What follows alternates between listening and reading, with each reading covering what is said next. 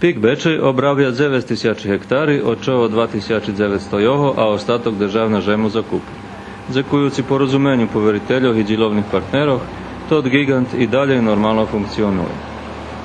Zahvaljujući i razumijevanju i radnika, i ja moram i to naglasiti, i nekom odnosu prema firmi, odnosu koji ima strpljenje za sutra.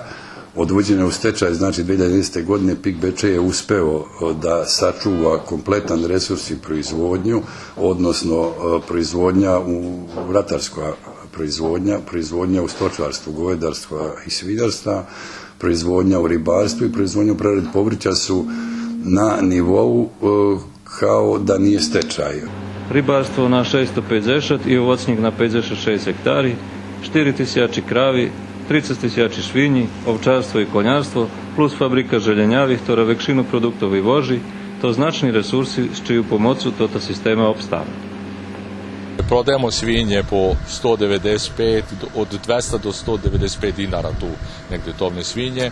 Naravno da je isplativo i samo da to potraje mnogo duže.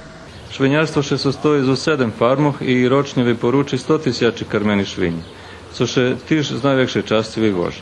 Všetko to by nebolo bez veľkého zakladania všetkých robotníkov. Oni i popri minimálnych plácoch, ktorí požňa, zečne robia i čekajúci strategiju nového partnera, všetky še nazdávajú, že blízko koniec ich agonii.